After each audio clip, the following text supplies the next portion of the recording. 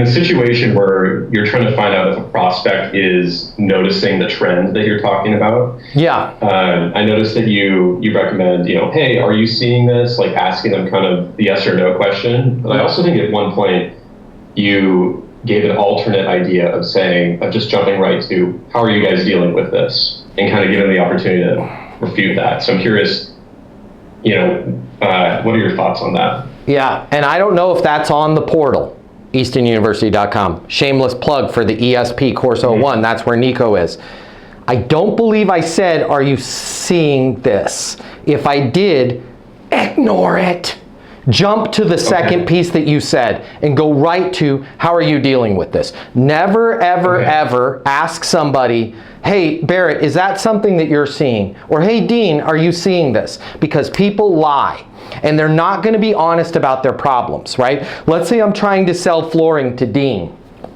And I say, hey, Dean, something that not a lot of people are talking about is with the laminate flooring, it's cheaper, it's great, and it's gotten way better in terms of the eyeball can't even really tell the difference now. But the tongue and groove, the connectors on that, they're not great. They're not up to standards, and the product is cheaper, the product's easy to replace, but then once you have one of your maintenance people or one of your flooring professionals try and actually replace a board, they're spending 2 to 3 times what they would spend replacing that single board. All your profit's gone. Is that something you're seeing, Dean? Dean might have 452 units of apartments. He's not going to admit that. But if I say, Dean, how are you dealing with that? Well, I mean, we try and have great people.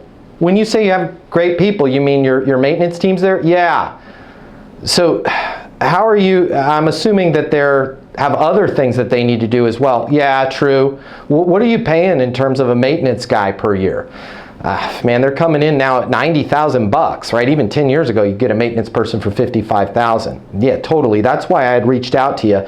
I just want to make sure you are aware of that. If you are ordering that product, you are saving, absolutely. Mohawk and Shaw is saving money for you on that. You are spending it back in returns when you've got your guys out there at $95,000 a year trying to get those grooves right in the right place, right? Hey, you know what? We do have a product.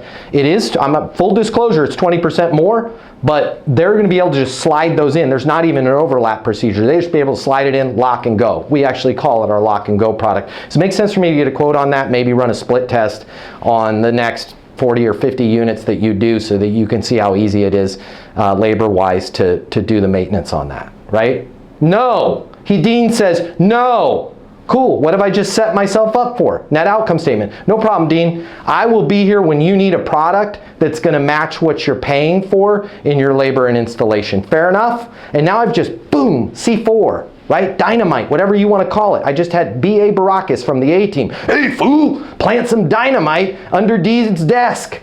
Because the next time Dean thinks about his payroll bill, he's going to remember me and go, you know what, that guy was pretty cool, and he did have a way for me to shave some hours off of my maintenance. So we're not going to say, is that something you're seeing? Because they're going to lie. We're going to say, how are you dealing with that? Then they have to give us an answer. And if the answer is, I don't have to deal with it, we're going to be able to gracefully say, thank God.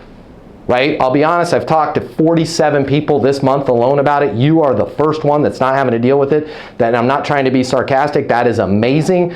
I will be here when you get to a point where your labor costs are just to the point where they're really, really making it challenging for the organization. Because I believe we've got a way, when you're ready, that we can shave the labor costs on floor installations by about 35%, which typically runs per installation around $2,300. I'll be here when you need that $2,300 back. And then get off the phone. And then Dean's going, shit, I just walked away from $2,300 per install, and I've got 450 apartments, right? That's how we're doing it with the how are you dealing with it.